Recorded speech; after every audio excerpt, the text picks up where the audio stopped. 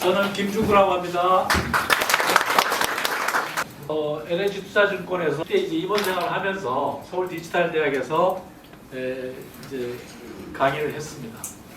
그래서 한 10년 강의를 했는데 아시겠지만 사이버대학은 3학점짜리 한 과목이 25분짜리 강의 45개로 되어 있습니다. 그래서 제가 이제 대충 계산해 보니까 한 450개 만든 것 같아요.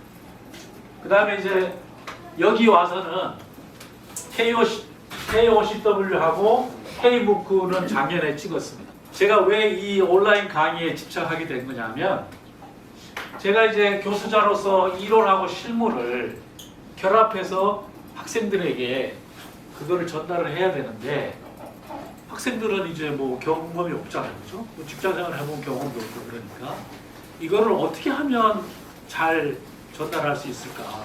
그 고민을 사실 오랫동안 한 거죠. 그러다가 이제 결론은 뭐냐? 학생들에게 멀티모달로 콘텐츠를 제공해 줘야 된다. 그래야 멀티모달로 고등학교 때까지 교육을 받은 학생들이 대학에 들어와서도 공부를 흥미를 가지고 잘할 수 있다. 거기에 이제 초점을 맞춘 거죠. 그래서 저는 이제 강의를 할 때 가능하면 저렇게 강의 PPT 안에 오디오를 넣거나 또는 동영상을 넣거나 그런 것도 했고 강의 일주일 전에는 거의 반드시 그 강의와 관련된 동영상 15분짜리 2개를 예습 자료로 줍니다. 그렇게 하고 학생들이 공부를 하고 오니까 일단 여러분 우리 교수님들 강의하면 이렇게 학생들이 아무 말도 못 알아듣고 있으면 진짜 힘들잖아요. 그거 교수자들은 다 느끼잖아요. 그러니까 훨씬 이제 강의 전달이 내용 전달이 잘 되더라는 거죠. 그리고 이제 제가 대학원 강의하는데 요즘은 유학생들이 또 많잖아요. 그러니까 또 한국말들이 다 서툴어요. 이런 경우에 또 어떻게 해야 되겠나 고민을 하다가 그 이제 방법을 찾아내는 게 노트북 LM입니다. 자, 내가 고민을 하다 보니까 노트북 LM에 정착한 거야. 그래서 그거를 우리 교수님들하고 오늘하고 다음 주에 공유하도록 하겠습니다. 자, 오늘 이제 우리가 이제 구글 폼으로 여러분들이 보내주신 내용을 보니까 대충 이렇더라고요. 사전 설문조사 결과가 아주 재밌습니다. 네, 저도 봤습니다. 총 25분 중에 80%가 챗 GPT나 제미나이 같은 LLM은 써봤다고 답했어요. 네, 그러니까 AI라는 개념 자체가 낯선 건 아니라는 거죠, 다들. 그렇죠. 그런데 오늘 워크숍의 주제인 노트북 LM으로 넘어오면 이야기가 완전히 달라집니다. 아, 여기서 확 달라지죠. 여기서 잠깐 노트북 LM이 뭔지 짚고 넘어가야 할 것 같은데요. 네, 좋습니다. 이건 뭐 챗 GPT처럼 인터넷 전체랑 대화하는 AI가 아니고요. 사용자가 직접 올린 자료, 그러니까 내 논문, 내 강의안, PDF 파일 안에서만 정보를 찾고 답을 해주는 개인 연구 비서에 가깝습니다. 바로 그 지점에서 교수님들이 좀 어려움을 느끼시는 것 같아요. 이 특정 도구에 대해서는 유튜브 보고 몇 번 시도해봤다 이 응답이 16%에 불과했고요. 4명뿐이죠. 완벽히 마스터했다는 분은 단 한 분이었습니다. 이게 바로 교육계의 AI 도입 곡선의 현주소를 보여주는 아주 중요한 데이터라고 생각해요. LLM을 접한 지 지금 3년 됐잖아요. 근데 얼마 전에 홍영일 교수님이라고 AI 강의에 그 일타 강사가 오셔서 강의할 때 이제 들으신 분들이 있으면 모르겠는데 그분이 그런 말을 하셨어요. 가장 AI에 대해서 거부감을 느끼는 그룹이 두 그룹이 있답니다. 맞습니다. 대학 교수님들이 제일 AI에 거부감이 크고요. 두 번째는 누구? 교사들. 생각보다 교사들이 거부 반응이 크답니다. 근데 제일 AI에 대해서 열심히 하는 사람은 또 누굴까요? 의사들이 가장 AI에 대해서 열심히 합니다. 왜냐? 그 사람들은 이제 자기들 비즈니스가 걸리는 거예요. 바로 걸립니다. 이제 그런 것 때문에 그렇고. 그런데 이제 대학 교수님들이 이거는 어느 정도 이제 하시죠. 뭐 누구나 하니까. 근데 이제 여기서 머무릅니다. 그래서 노트북 LM까지는 지금 조사해서 보시면 알겠지만 한 분밖에 안 계세요. 이분이 누구냐면 AI 경영학과 김영태 교수님이세요. 그분은 뭐 아이가 뭐 바이브 코딩도 잘하고 이런 쪽에 훤히 밝으셔요. 근데 그분도 심화반에는 자기도 들어오겠다고 했어요. 자, 그리고 이런 내용도 있었어요. AI가 대세다라는 건 모두 알지만 그래서 이걸 내 수업에 어떻게 쓰지? 이 구체적인 단계에서는 대부분 막막함을 느끼고 있다는 의미거든요. 그 막막함이 사전 질문을 보면 더 와닿아요. 기초부터 알려주세요. 저는 초보 중에 초보입니다. 같은 정말 솔직한 요청이 많았어요. 네네, 맞아요. 동시에 수업 활용법이나 동영상을 만들고 싶다처럼 구체적인 목표를 가진 분들도 요거는 계셨고요. 다음 그러니까 시간에 뭐랄까? 오늘은 막연히 거기까지 조용하고 못나갑니다. 적극적인 활용 의지가 이제 국가적으로도 가만히 있겠어요. 교수님들이 어떻게든지 대학 교육에 AI를 접목해야 되는데 근데 의외로 몇몇 대학들이 정말 열심히 하고 있고 잘하고 있습니다. 가천대학이라든가 한림대학, 한진숙 교수도 한림대학에서 오셨잖아요. 그런 데가 정말 잘하고 있고 교육부 AI 연계 강의 프로젝트를 누가 땄느냐 하면 한림대학교가 땄습니다. 그래서 한림대학이 한국대학의 대표 선수로 지금 켈리라는 프로젝트를 하고 있습니다. 그래서 2월에 제가 이제 그 담당 교수님하고 통화를 작년 12월에 했더니 우리가 이제 AI 연구실에서 교육혁신실에서 여기 회원가입을 하려고 그랬거든요. 그분이 2월이면 9시 나올 거다. 그러면 이 사람들이 하는 일이 뭐냐면 근데 이게 비단 이 워크숍에 참여한 25분만의 이야기는 아닐 겁니다. 더 큰 흐름이 있다는 말씀이시죠? 네, 자료에 언급된 한림대학교의 KEELI 프로젝트를 보면 이게 대학 전체, 나아가서 국가적인 과제라는 걸 알 수 있죠. AI Edutech and Learning Initiative 말씀이시죠. AI 기술을 교육 전반에 통합해서 맞춤형 교육 과정을 설계하려는 대규모 프로젝트잖아요. 네, 바로 그겁니다. 이 워크숍에서 나타난 교수님들의 고민하고 KEL 같은 거대 프로젝트의 목표가 정확히 일치하는 거예요.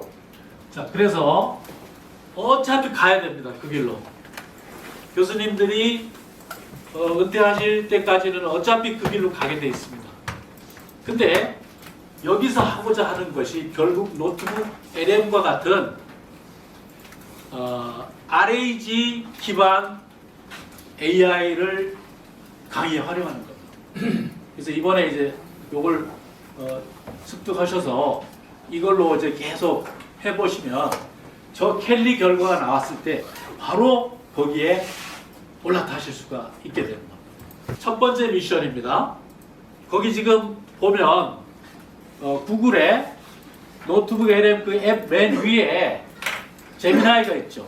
그 제미나이를 켜시고 여러분들이 준비해온 강의 계획서, 한 학기 강의, 한 과목의 강의 계획서를 제미나이에게 업로드하시고 강의 계획서를 이렇게 업로드 했잖아요. 우리가 이제 보통 엑셀로 가지고 있잖아요. 엑셀로 아닌 경우는 PDF로 변환해가지고 올려야 됩니다. 그래서 강의 계획서를 업데이트 해야 해. 이렇게 프롬프트를 주는 거예요. 무슨 과목 강의 계획서를 업데이트 해야 해. 최근 새로 발표된 이론을 감안해서 강의 계획서를 업데이트 해줘. 총 15주일인데 8주차는 그리고 15주차는 학기말 고사야. 매주차 강의는 3시간이야. 이렇게 프롬프트를 주면 얘가 이제 그리고 이제 오늘은 그냥 빠른 모드로 하셔도 됩니다. 빠른 모드로 하시면 독스로 내보내기를 하면 됩니다. 구글 독스로 내보내기를 하시면 AI를 사용하는 4가지 기본 원칙 중에 하나가 항상 내가 개입하라입니다. 왜냐하면 그 결과를 이건 아직 노트북 LM이 아니기 때문에 믿을 수가 없어요. 그래서 그걸 이제 항상 확인하시고 그걸 이제 확인하고 독스에서는 어떻게 할 수 있어요? 우리가 바로 변경을 할 수 있습니다. 그러면 독스가 그대로 저장해서 가지고 있습니다. 자, 그러면 이제 구글 독스가 이런 독스가 보입니다. 그러면 여기에서 자유자재로 변경하고 내보내기도 하고 그렇게 다 할 수 있어요. 여기 보면 이걸 누르고 나면 밑에 독스 가기, 독스 열기가 나타납니다. 그 독스 열기를 누르면 독스로 바로 옮겨갑니다. 네, 왼쪽 하단에 두 번째 미션은 뭐 이미 잘 아실 분도 계시겠지만 노트북 LM은 아직은 파워포인트를 입력 소스로 받아들이지 못합니다. 이제 곧 바뀌겠지만 아직은 그래요. 그래서 우리가 보통 파워포인트로 강의 자료를 가지고 있잖아요. 그 강의 자료를 PDF로 내보내야 돼요. 근데 그냥 내보내면 안 됩니다. 왜? 이제 제가 그 동영상 강의에서 말씀드렸죠? 얘가 30페이지나 40페이지 강의 자료를 그냥 주면 그 중에 얘가 지금 무료로 사용할 때는 보통 12페이지 내만 슬라이드를 만들어 줍니다. 그러니까 일단은 무료로 사용하실 거니까 무료로 하루에 3개까지 가능하거든요. 모든 메뉴를 3개까지 가능합니다. 그러니까 무료로 일단은 사용하셔도 괜찮습니다. 그렇기 때문에 한 강의가 우리가 보통 3시간 강의하려면 25분짜리 강의 3개를 만들어야 되잖아요. 근데 제가 온라인 사이버 대학에서는 그렇게 했지만 여기서는 이 지금 팟캐스트는 굉장히 말이 빠르기 때문에 15분짜리 팟캐스트면 거의 우리가 1시간 강의하는 분량입니다. 그래서 우리가 3시간짜리 강의안을 가지고 그러니까 강의안 전체를 2개 내지 3개로 쪼개야 됩니다. 쪼개서 PDF를 만들고 그 쪼개진 PDF를 업로드해서 대부분 분들이 이걸 모르십니다. 그러면서 야 뭐 40페이지짜리 PDF 줬더니 기껏 뭐 슬라이드 12장 만들어 버리네. 왜냐면 슬라이드 12장에 40페이지가 다 들어갈 수. 요 미션 2번은 뭐냐면 지금 이제 제가 한 주차 강의안을 가져오라고 그랬잖아요. 그럼 그게 20페이지가 됐든 30페이지가 됐든 그거를 파워포인트를 띄우세요. 지금 파워포인트를 띄우세요. 파워포인트를 띄워서 그거를 PDF로 잘게 나누는 방법이 이 간단한 방법이 있습니다. 내보내기에 PDF가 있잖아요. 그죠? 그걸 선택하면 옵션이 있습니다. 그 옆에. 옵션이라고 달려 있어요. 그 옵션에서 그 슬라이드를 찍으시고 슬라이드를 찍으시면 시작 페이지와 끝나는 페이지를 줄 수 있는 범위를 확정할 수 있습니다. 보통 PPT로 강의 자료를 가지고 있으니 그거를 PDF로 변환하는데 그걸 어떻게 하라고 통으로 하면 안 된다 그랬죠 아까. 그 통으로 가져왔으면 안 돼. 이 사람 책이 거의 한 400페이지 되는데 그거를 제가 7개 챕터로 나눠서 각 챕터마다 15분짜리 요약 영상을 만들었습니다. 어떻게 하죠? 1장 15페이지부터 45페이지까지를 3만 자에서 3만 1000자로 요약해줘. 이렇게 프롬프트를 넣으면 얘가 요약을 해줘. 그러면 그 요약을 가져와서 PDF로 가져와서 노트북 LM에다가 소스로 집어넣습니다. 그리고 요리를 하면 됩니다. 제가 이제 강의안을 다 보내드렸고 또 보내드릴 테니까 집에서 한번 들어보시면 됩니다. 이게 지금 뭘 보여주기 위해서 제가 이 말씀을 드리냐면 학생들이 이제 이런 도구를 손에 가지고 있어요. 그럼 어떻게 할 겁니까, 교수님들? 교수님의 역할이 이제 어차피 달라질 수밖에 없습니다. 자, 이제 노트북 LM으로 들어갑니다. 노트북 LM을 지금 켜보세요. 노트북 LM에 들어가 보세요. 그래서 새 노트 그거를 클릭해 보세요. 근데 이렇게는 안 됩니다. 예를 들어서 10페이지를 놓고 이거를 2만자 요약해주는 안 해줍니다. 그 본분 달라는 얘기잖아요. 공부할 때는 어떻게 하냐면 저도 이제 매번 전공 서적을 보잖아요. 근데 어렵죠. 그럼 어떻게 하냐? 그 책을 사서 그런 식으로 가져와서 영상을 만들어서 그거를 그냥 워킹하면서 듣고 이런 식으로 공부를 합니다. 제가 쓴 책은 제가 파일을 가지고 있잖아요. 그거를 통째로 넣으면 안 되고 그거를 내가 예를 들어서 30페이지를 자르든지 PDF를 자르면 되잖아요. 잘라서 그거를 노트북 LM에다 집어넣어야 돼요. 그래야 요리가 됩니다. 걔가 이렇게 구성되어 있습니다. 제일 왼쪽은 소스 패널입니다. 근데 얘가 뭐예요? 지금 원천 올려놓는 게 제한이 있다고 합니다. 자, 그 다음에 두 번째 패널은 채팅 패널입니다. 요거는 제미나이입니다. 제미나이.